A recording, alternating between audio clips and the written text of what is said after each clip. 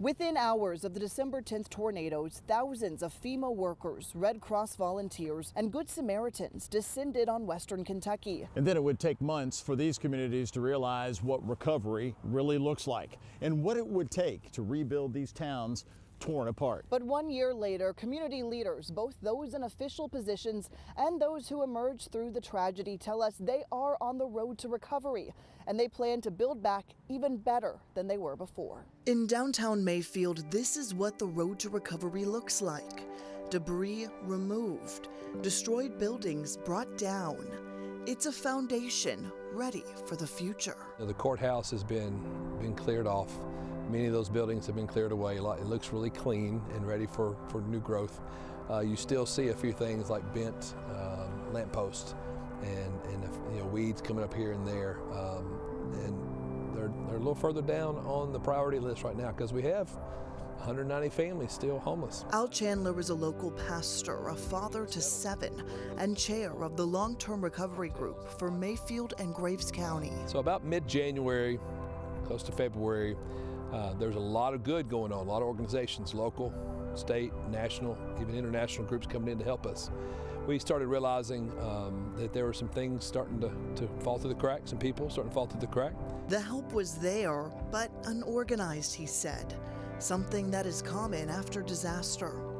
The solution, a long-term recovery group, advised by national volunteer agencies like the American Red Cross, but led by neighbors. It's been really awesome to watch those groups stand up across Kentucky because we had so many impacted counties.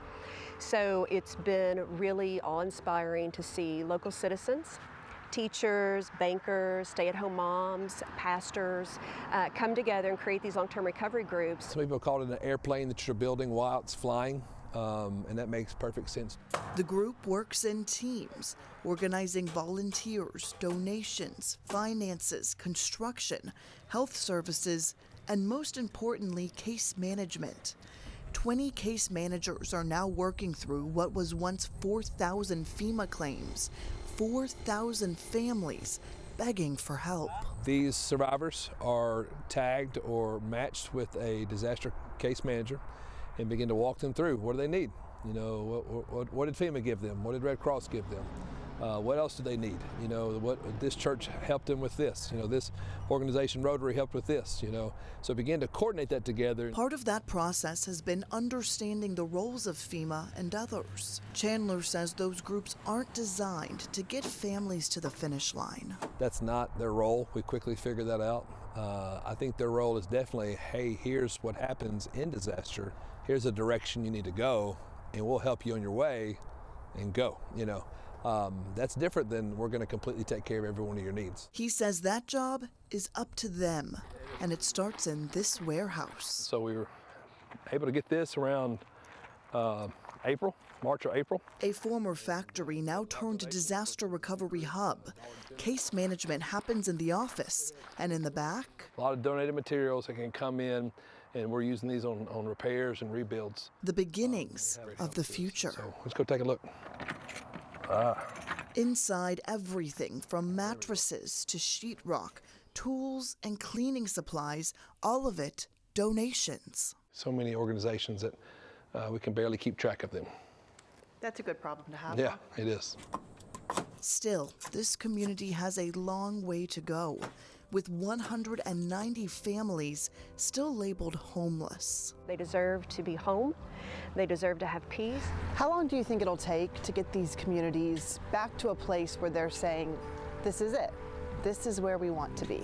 Crossing the finish line is, you know, I don't know, Shay, that I could put a number on it, but I know that a year later, we've made big strides in getting some people home. You know, if I said a year, if I said 2 years, I don't know, because there's so much need. There were so many homes lost, so many people displaced.